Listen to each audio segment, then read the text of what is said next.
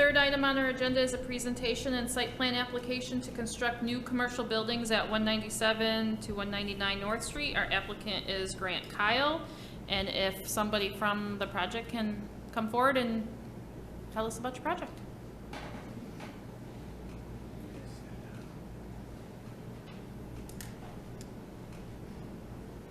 So this property is the former JMO's car wash. It's now been demolished, and we've put together a site plan for doing two Class A commercial spaces to take advantage of the high traffic count on North Street there, and also to incorporate the signal that's already on the site for the red light coming out of Standard Ave to North Street. So we are looking to build two separate structures, one with a drive-through and one that's simply walk-up service, between 6,000 to 7,000 square feet per structure. We're trying to get all the off-street parking. We've worked a long time with the DOT to establish all the right-of-way issues related to the busy corner there right in front of the building, and many of the accidents that happen at North Street and Standard Ave because of that T there at the intersection. There's 74 off-street parking spaces, I believe, or somewhere near there. And we've kind of spent a lot of time getting the drive-through established so it has the least amount of impact on the driveway and any backup onto North Street. We own the property behind it, which is the Brewster Mills property, so it's just kind of part of the area we've been working on for the past decade, I guess. But we're looking to move forward. I think the timing's right for a new commercial on North Street with Micron coming through, and North Street being the main thoroughfare, adding out of town to that thoroughfare that's going to take people to that new employment center.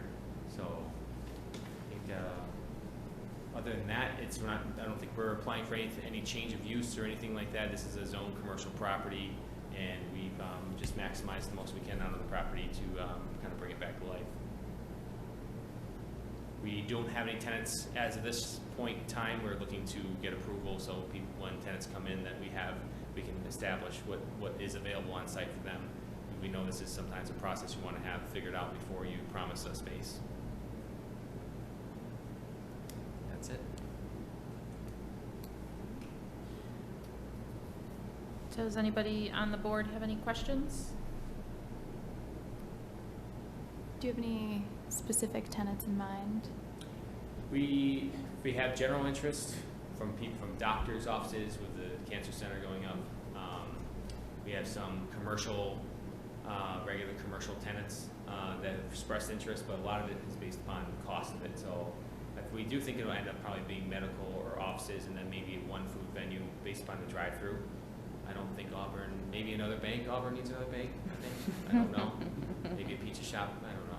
Well, but I think we're thinking that it's probably going to be a food venue because there really is nothing on the north side, and the drive-through being an option, and then post-COVID, we think that's what everyone's looking for, and that's why we made the change from our previous plans, is that COVID kind of changed things a bit. I think the north side needs a cafe. Another Dunkin' Donuts, I don't know. What, 6 in the town? Simple Roast likes his kiosks. I already talked to him. He's not interested. Yeah. But it's the major employment center on the north side with everyone at Newcore, and Hammond Irving, the hospital. There's a lot of need on that side. So, and Grand Ave is pretty packed right now in very limited land. So we think this is a pretty logical. Popeyes was not interested. I tried. So. Grant, you mentioned landscaping. Just part of the plan. Is there renderings on there as well? There are renderings buried in here somewhere. I don't know if they're directly related to. Yeah, we're trying to keep the streetscape, improve it, rather than it just being a straight sidewalk and grass. But we're looking to do trees along the front side and improving a lot of plantings in front of the buildings. We're trying to make it look like not like a strip mall, but more as part of the community, kind of more in fitting with the Schultz's buying the candy factory there. So our goal is we've got all the required plantings, but then we're trying to definitely bring it back. There's a lot of power running down the power lines, and there's a lot of moving. So there's issues with height. You can't build large trees in certain areas that would get to this. So we have to have specific size trees. And and screenings required at the buffers.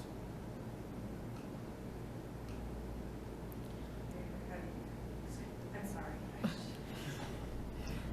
Oh, yours anyways, but, I guess you said if you want. If you could just Yeah, state your name. I'll tell you who I am. Yeah, thank you. Sorry. My name is Jill Futo. I've been the architect on the project. I've been working with Rudy Zona on the site planning and planting plans. But we have heavy buffering on the side adjacent to the Bel Air apartments, and then on the north side, the existing trees are to remain to the edge of the building at the very least. But the plan here was to, kind of, there's a lot of detention that happens on site, so that back third of the property will largely be undeveloped and will be green space. Wait, which side? I'm sorry. On the west side, in that west corner, Okay, gotcha, yeah. that back third. Okay. And I then, can point to it if you like. oh, I got it. Okay. I just spaced out. And then, another thing we ask about is considerations for snow removal and, So I think it's shown on the plans. Yeah, you can, the entire western side of that snow can be pushed right off. okay. And also at the north end.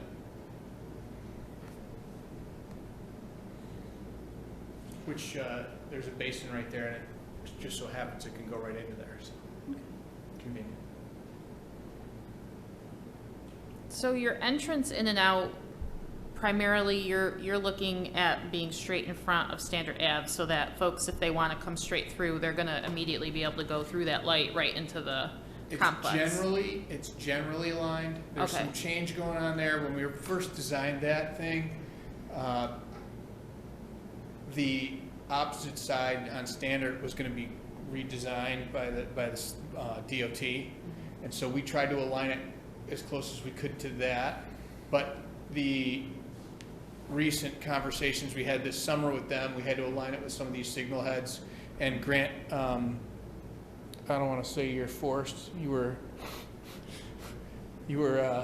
persuaded Strongly to put a encouraged. strongly encouraged to put a new, and take the loop detection that's in the pavement and upgrade it to a technology-friendly laser light signal that sits on top of the pole on the other side. So it's a newfangled, if that's the right word, and it's going to cost Grant quite a bit of money to put it in, but the DOT wanted it. They figured it'd make it safer and not have to replace a bunch of the loop detection and the wires we were going to have to replace, and it would also get the DOT's loop detection out of, they don't have an easement, and it was on our property, so it gets that equipment off of the property.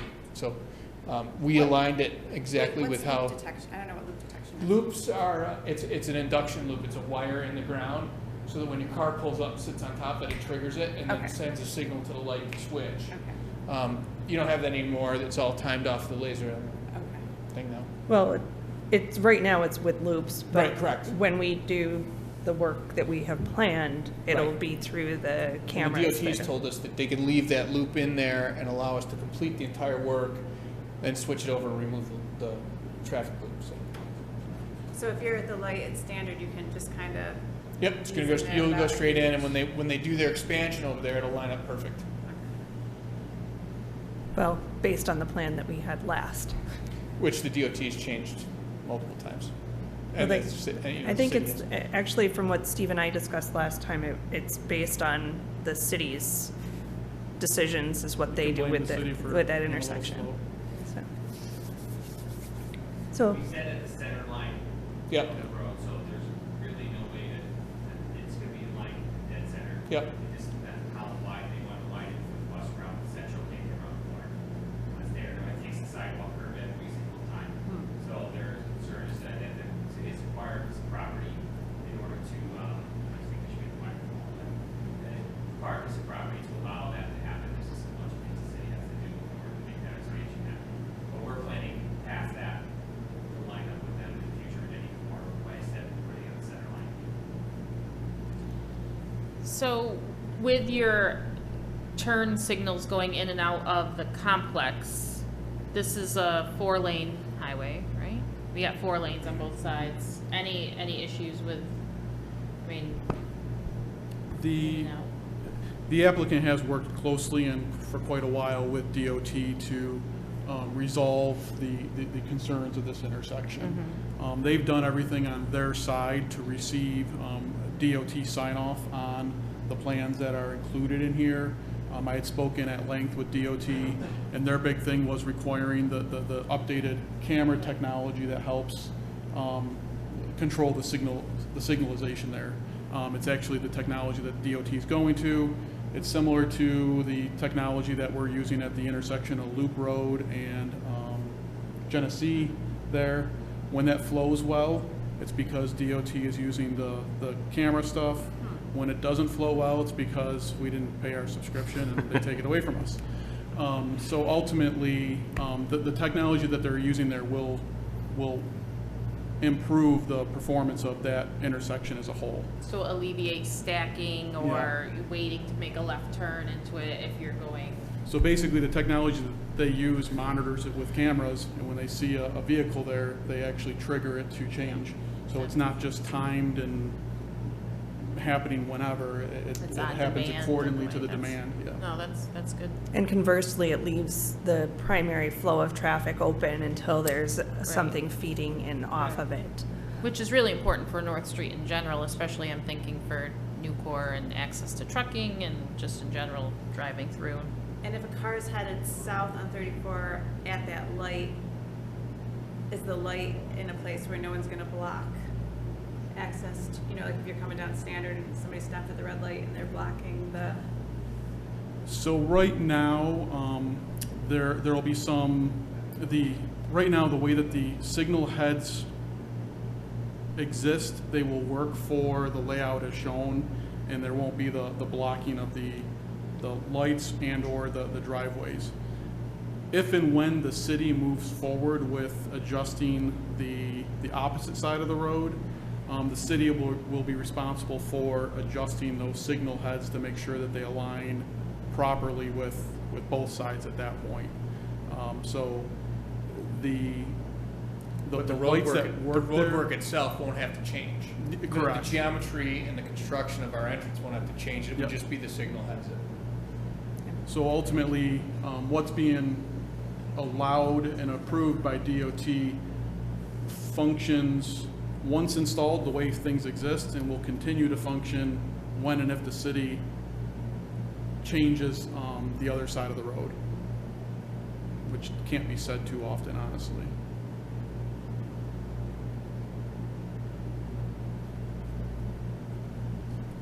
and then I assume because this has been in the making for a while, like fire trucks, there's enough room for fire trucks to maneuver and all that, okay. There's a trip turning movement. Yeah, right there. There you go. Yeah, so fire has looked at this. Fire has acknowledged that they can access. They also acknowledge whether or not they will go on site or not depends upon the specific response call. The addition of that center stacking aisle allows circulation around for the smaller trucks. They acknowledged if they have their full-size ladder truck, that might be something that they set up on the road at that point. The DOT also made a couple of comments about the interior of that and how we offset it. We were that dashed area that's right adjacent as you drive in, and the stop bar was requested by them to help with internal circulation as well.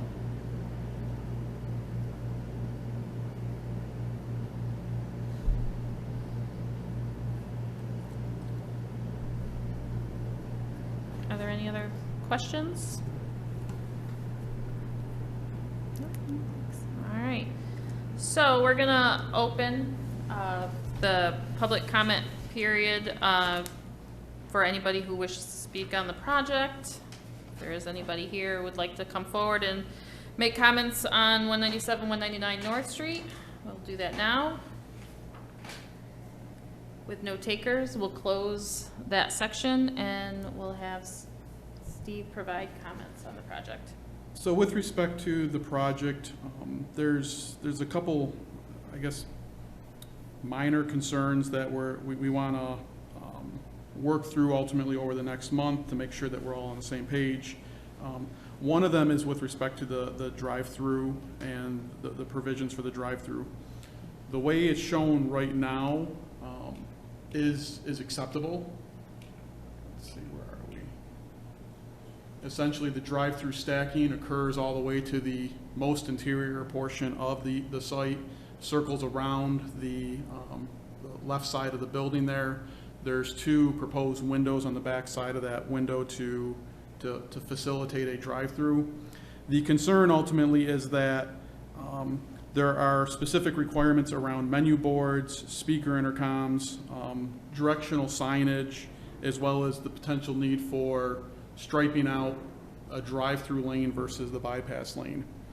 Those are items that I think will have to be addressed at some point in time in the future, once the applicant knows who the tenant is there. Those items will have to likely come back before this board to make sure that they conform with the requirements. Anything that we're seeing right now doesn't prevent that from happening, but we can't necessarily ask the applicant to provide us a make-believe thing that has to be changed anyways. So I think what I would like to do is, in moving forward with the approval, is acknowledge that there are items that could change. I mean, in the end, they may not use a speaker intercom. It may be service right at the window, depending upon who it is.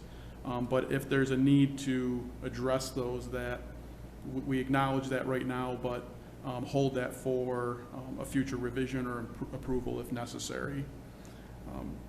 The other items are with respect to the site lighting. As of right now, I don't see site lighting on the plans. If the applicant intends on doing site lighting, and maybe I missed something, but is there site lighting? Okay. So I will look further for that, because apparently I was missing something. But the other concern that really we have is with respect to the south property line. That is adjacent to, it's a commercial apartment complex, but because there are residents there, we do want to ensure that the plantings that are going in there are as mature as possible. So really looking at specifying a particular size of planting as part of the review and approval. Because unfortunately that they're going to take time to grow up, and the larger we can start with them, the more sound protection is afforded to those neighboring properties. The only other question that I have outstanding is with respect to the SHPO archaeological consultation. I saw that consultation was made with SHPO. They've got their little form there, but I don't know what the result of that is, and if we can work through that over the next month just to satisfy that. What I'm anticipating going forward is completing the environmental review at next month, having heard no specific concerns of neighboring properties. I don't think that there's anything else that we really have to address that's going to be significant. I will continue to work with all of our departments internally to make sure everyone's on board with it. As of right now, there aren't any specific major concerns that our departments have had. There are a couple outstanding that I haven't heard from though. And then I would be looking for final consideration and seeking board approval at the next meeting. If the board has questions for me in the meantime, I'll be happy to address those.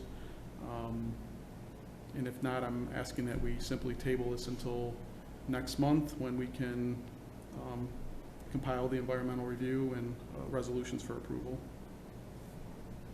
Teresa or Jenna, any additional questions? I don't. I don't either. So I'm going to ask for a motion to table the application for tonight. Made by Teresa, second by Jenna. All in favor? Aye. Application's tabled.